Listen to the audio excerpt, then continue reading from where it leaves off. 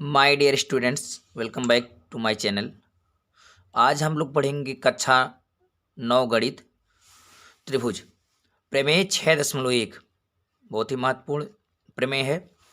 सिद्ध कीजिए त्रिभुज के तीनों अंतःकोणों का योग 180 अंश होता है। तो त्रिभुज के जितने भी हम सवाल लगाते हैं उसमें यही प्रमेय हम लागू करते हैं। अगर दो कोण दिया है, तीसरा अगर पूछता है तो हम 180 में से दोनों के योगफल को जोड़ के घटा देते हैं। लेकिन यह 180 अंश आया कहाँ से, आज हम लोग इसी पे चर्चा करेंगे। तो आइए देखते हैं। सबसे पहले हम लोग क्या करेंगे, एक त्रिभुज को बनाएंगे। यहाँ से हम एक त्रिभुज उसको बना लेंगे। इसका नाम कुछ भी दे सकते हैं आप, ABC PQR। तो हम क्या करेंगे, यहाँ इसको दे देंगे A, यहाँ से इसको B दे देंगे, यहाँ C दे देंगे। और इसमें जो है हम इसको तीनों कोण का नाम दे देंगे। यहाँ कोण 1, कोण 2, कोण 3, तीन कोण मैंने दे दिया नाम।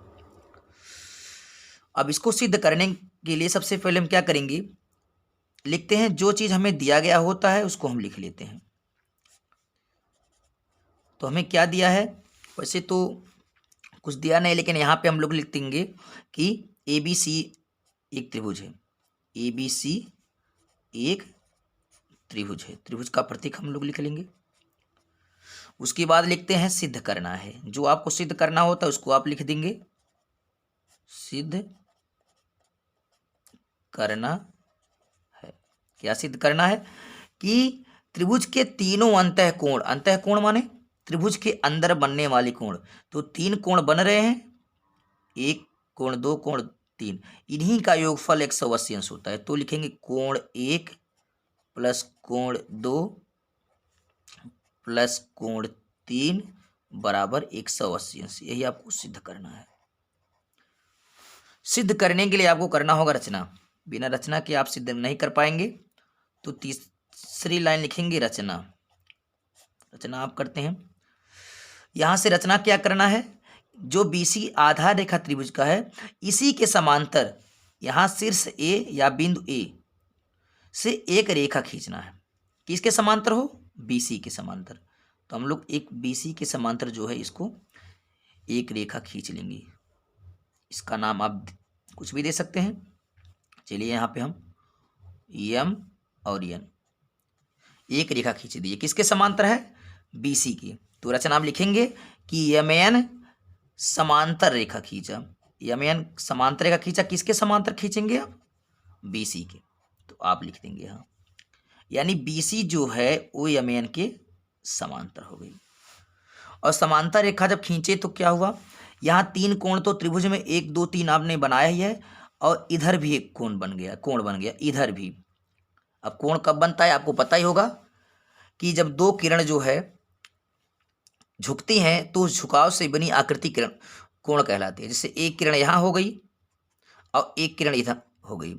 अब जहाँ झुकी हैं तो झुकाव से जो आकृति बनी है वो कोण, यानी कोना, कोना बन गया ना, कोण को ही कोण बोलते हैं। तो यहाँ से देखें, एक इधर से एक इधर से गई है, यहाँ झुकाव हो गया दोनों में, तो उस झुकाव को हम बोलेंगे कोण। एक कोण इधर, और यहाँ से भी एक किरण यहाँ से आई है, एक इधर से जा रही है, तो यहाँ भी एक कोना बन गया, एक कोण हो गया।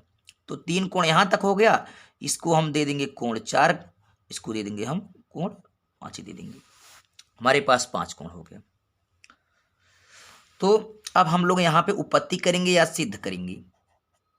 अब यहाँ से हमारा सिद्ध करने वाला काम शुरू हो रहा है। उपपत्ति में सबसे पहले देखेंगे कि BC और MN जो है ये समांतर रेखा है, और समांतर रेखा को एक काट रही है एक रेखा। देखें, एक जो A है यहाँ से आई है AB, वो काट रही है। और यहाँ इधर से भी आप देखेंगे तो जो A है और AC ये भी काट रही है। आप लोग पढ़े होंगे कि जब दो समांतर रेखा को कोई तिर्यक रेखा काटती है तो विपरीत दिशा में, एक इधर एक इधर, तो रेखा के विपरीत दिशा में बनने वाले कोण एकांतर कोण कहलाते हैं। कौन से कोण होते हैं, एकांतर कोण, एकांतर कोण। दो समांतर रेखा को जब एक तिर्यक रेखा काटती है तो विपरीत दिशा में, एक इधर विपरीत दिशा में बनने वाले कोण एकांतर कोण कहलाते हैं। इनकी स्थिति भी विपरीत होती है। देखिए, एक इधर बना है तो एक इधर बन रहा है, इसकी स्थिति भी विपरीत है। तो इस कोण को बोलते हैं एकांतर कोण, जो आपस में बराबर होते हैं। अगर इसको हम कोण 1 दे दें, इसको कोण 2 दे दें, तो यह कोण 1 और कोण 2 ये आपस में बराबर हो जाएंगे। अगर हम इसकी माप में दें, ये 60, या अगर ये 60 अंश है तो यह भी कितना हो जाएगा, 60 अंश होगा। ये 30 है तो ये भी 30 होगा। यानी कहने का ये मतलब है कि जब दो समांतर रेखा को कोई तिर्यक रेखा काटती है तो एकांतर कोण आपस में बराबर होते हैं। इसी चीज को हमें लिखना है। अब सबसे पहले लिखेंगे, दिया है यमन समांतर, यमन समांतर बीसी, यमन बीसी के समांतर है, और यहां से एक ए बी क्या काट रही है, ए बी एक तिर्यक रेखा है, ए बी एक तिर्यक रेखा है।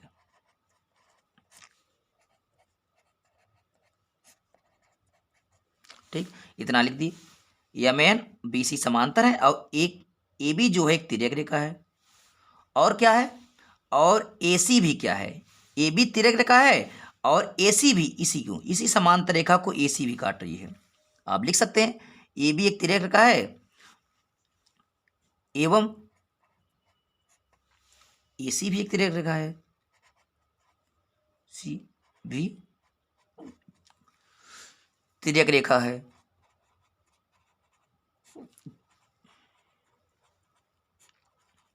आप इस तरह भी लिख सकते थे कि यमन समांतर BC, यमन BC के समांतर है, AB और AC दो तिर्यक रेखाएं हैं, ऐसे भी लिख सकते हैं। जब तिर्यक रेखाएं हैं तो आपके दो एकांतर कोण बन गए। एक देखें, एक इधर, इस रेखा को अगर देखें इस रेखा की तरफ से, तो कोण 4 इधर और कोण 2 इधर, ये दोनों क्या है, एकांतर कोण बन रहे हैं। तो आप कह सकते हैं कि कोण 4 बराबर कोण 2, ये बराबर हो जाएंगे। क्यों, क्योंकि यह एकांतर कोण है, एकांतर कोण है। एकांतर कोण से इसको आप समीकरण 1 दे दें, इसको लिख दें। और इधर इस रेखा को देखें, इधर से इस यमन और BC ये जो समांतर रेखा है, इसको जो है AC देख रहे हैं तिर्यक रेखा काट रही है, तो एक कोण 5 इधर बन रहा है और कोण 3 इधर बन रहा है, 5 इधर बन रहा है 3 इधर, ये भी क्या है, आपस में एकांतर कोण हो जाएंगे। तो लिखेंगे कोण 5 बराबर कोण 3, इसको समीकरण 2 दे दें। ये भी लिख देंगे वही रीजन, एकांतर कोण से,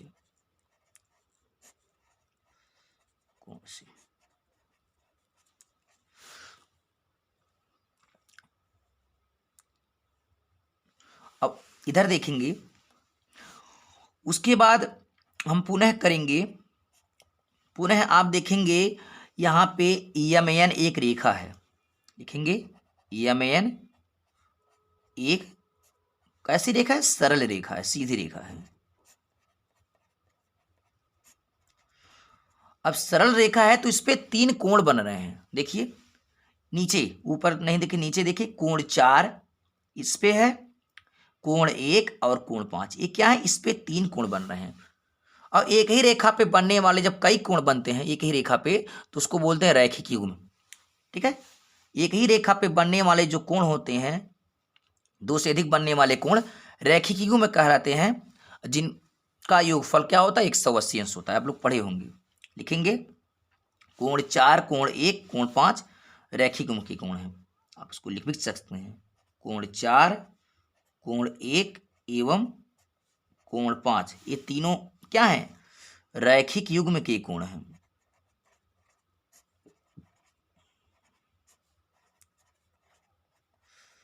कोण हैं, ठीक है।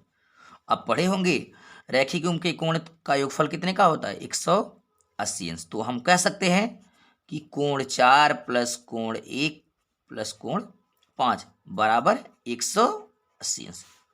रैखिक युग्म के कोणों का योगफल 180 अंश होता है। इसको आप समीकरण 3 दे दें और लिख देंगे रैखिक युग्म से, रैखिक युग्म से।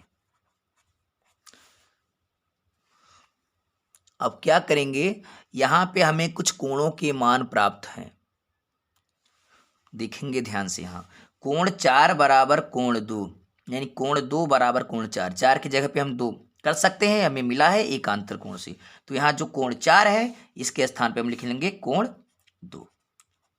अब यहाँ कोण 1 लिख देंगे, इसका हमें तो वही है। अब कोण 5 जो देख रहे हैं, कोण 5 जो है वो कोण 3 के बराबर है, यह भी हम लोग एकांतर कोण से निकाले हैं। तो 5 की जगह पे हम क्या कर लेंगे, कोण 3 बराबर ए 180 अंश, ये रख देंगे।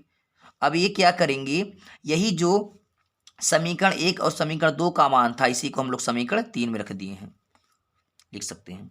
हमें दिया था कि कोण 4 बराबर कोण 2 और कोण 5 बराबर कोण 3, ये हमें दिया था, दिया है, ठीक है। इस चीज को हम लोग लिख लेंगे।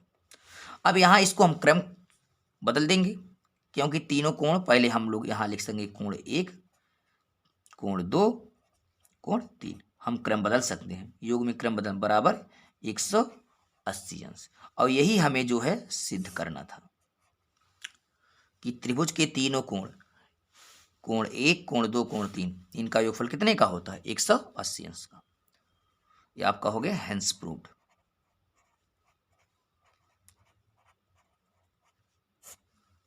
आई होप ये वीडियो आपको समझ में आया होगा। अगर वीडियो समझ में आए तो इस वीडियो को लाइक शेयर कमेंट करें। अगर अभी तक आप लोग हमारे चैनल को सब्सक्राइब नहीं किए हैं तो सब्सक्राइब कर लें, ताकि आने वाली हर वीडियो की नोटिफिकेशन आपको समय से मिलती रहे। तब तक के लिए take care, good bye, thank you.